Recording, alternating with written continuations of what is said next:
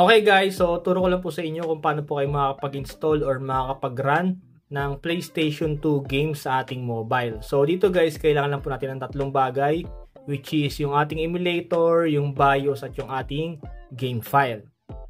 So dito guys, meron na po akong file. Ito yung ating kailangan na emulator, AeterSX2, tapos yung ating BIOS, and then yung ating game file. So yan lang po yung tatlo ang kailangan po natin para makapag-run po ng PlayStation 2 games sa ating mobile. So for example guys, ang i-run ko is Resident Evil 4. This is PS2 game guys ha. And then kung mapansin nyo guys, meron tayong controller dito kasi pwede nyo rin po siyang gamitan ng controller para mas madali po tayong makapaglaro. So yung 3 files na yan guys, harap na po kayo sa Google. So first guys, install muna natin yung AeterSX2. Install. Okay, so done muna natin. And then, usually guys, kasi pag nakakuha po kayo ng mga game file sa internet, kadalasan po naka-zip file. So, i-extract nyo lang po. So, pag na-extract na po using Zarchiver, so ganito po dapat ang itsura niyan. Naka.iso. Kasi pag gagalingan guys sa Google, usually naka-ano yan, .zip. Pero kailangan ganito po siya. .iso. So, para maging ISO guys, i-extract nyo lang yung file using Zarchiver. Tapos magiging ganyan na po yan. ISO na siya. So next guys, open na po natin yung ating AeterSX2 na emulator.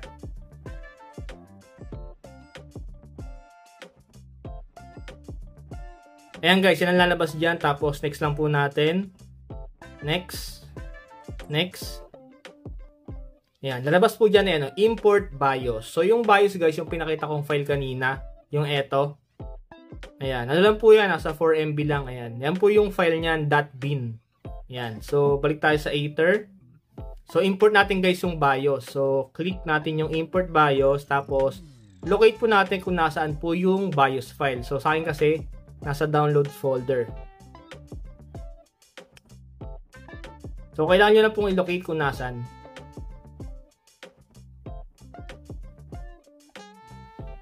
Ayan. So, ito guys yung sa akin. .bin. So, select ko lang yan. Yan, lalabas po yan. Ibig sabihin, imported na siya. Okay na yung BIOS natin. Kasi pag wala po kayong BIOS guys, hindi po under yung game. So, mahalaga po yan. And then, next natin guys. And then, next. And then, finish. So, ayan na po guys yung lalabas dyan, no? So, click po natin yung add game directory. So, next naman guys, pinapahanap sa atin ni Aether kung nasan daw po yung game file natin. So, sa akin kasi, di ba, Resident Evil yung game ko. So, ito siya. Ayan. Lolocate nyo lang guys kung nasan yung game file nyo. So, lalabas po yan guys. Tapos may nakalagay dyan guys, use this folder. Ibig sabihin guys, pinapa-allow po ni AeterSX2 kung nasan po yung game file natin. So, sa akin kasi, di ba, ito na nga yung game file ko. So, para ma-import ko yung game file, kailangan kong i-click tong use this folder. Allow. Ayan. So, lalabas na po dyan guys. Ayan o. Yung Resident Evil. Kumbaga, kailangan nyo lang pong i-locate kung nasan po yung game file. Kasi yun po yung hihingi ni AeterSX2 na file. So, next guys, click na natin yung Resident Evil 4. Naka-portrait po yan guys. Pero pwede nyo siyang i-rotate. Kailangan nyo na pong i-auto-rotate yung ating smartphone. Ayan, naka-auto-rotate. Tapos, rotate nyo lang. Para maging landscape siya. Ayan. So, ayan guys, gumagana na yung game. Ayan, gumana na siya guys. Pero kung mapansin nyo, hindi siya full screen, no? So, pwede natin siyang i-full guys by pressing the pause button. Ayan. Tapos, punta po tayo sa settings. Ayan, settings. And then, punta po tayo sa graphics. Ito guys, sa aspect ratio. So, gawin natin guys na stretch. Ayan. Full screen na siya guys.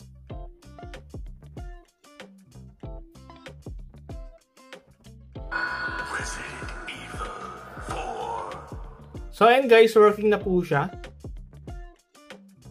So, kung gusto nyo guys taasan yung graphics or kung gamit nyo is gaming phone, pwede nyo pong taasan guys yung graphics nyan. Post nyo lang po, tapos settings, and then graphics. And then dito guys sa upscale multiplier, pwede nyo taasan. So for example, try natin ng 4 times. So ayan guys, mas malinaw na po yung graphics niya. Ayan, pero smooth pa rin.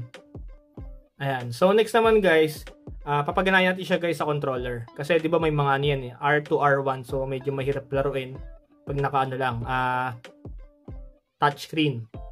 Tapos mapapansin niyo pala guys, meron siyang bar sa ibabaw. Ganyan po talaga yung game ng Resident Evil, para siyang ano guys, cinematic effect. Pero sa ibang game, full talaga na ano, full talaga siya. So sa Resident Evil lang talaga yung ganyan, may ano, parang bar sa ibabaw tsaka sa ilalim. So ayan guys, connected na yung aking controller, no. And then close muna natin guys yung game. Exit lang. Tapos guys, click po natin ito yung 3 lines. Punta po tayo sa controller settings. Tapos guys, punta po tayo sa touchscreen. And then sa ilalim po, hanapin natin ito, hide with external controller. On lang po natin. So mangyayari yan guys, pag nag-connect po kayo ng controller, automatic mag-hide yung ano, touchscreen buttons niya. Next guys, punta po tayo sa controller port 1. And then click natin to guys, yung automatic mapping. Ayan, lalabas yan yung controller nyo guys. Ito yung gamit ko, GameSir X2 Type-C. So click ko lang yan. Ayan, so automatic guys, naka-keymap na po yun. Ibig sabihin, pwede na po natin gamitin to guys nang wala nang sinesetup. Pero kung may problema sa ano, pagkaka-keymap, pwede yung i-manual. Ayan o. Pwede yung i-manual keymap yung pinaka-controller. So sa akin kasi guys, naka-automatic na, no? So hindi ko na ma-manual keymap. Ayan. So balik na ako guys sa game. Open na natin ulit. Okay, so ito na guys, yung Resident Evil natin. PS2 emulator, tapos ginamitan ko ng controller. So try natin. So ayan guys, working naman siya. Lakad.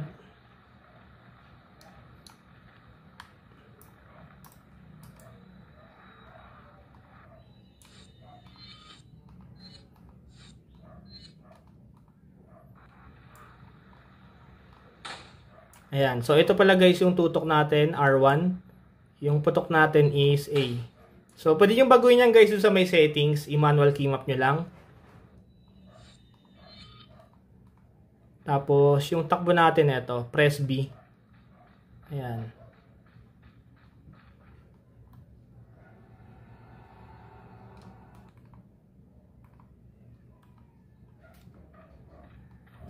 So, try natin guys sa ano, zombie, try natin pumutok.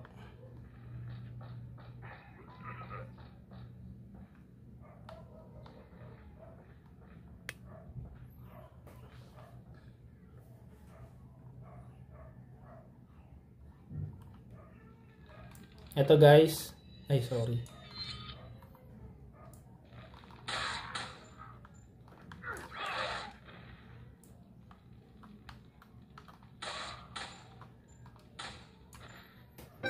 Okay, so ganoon lang kasimple guys kung paano makapaglaro ng PS2 games sa ating mobile at paano mag-connect ng controller sa ating Aether SX emulator.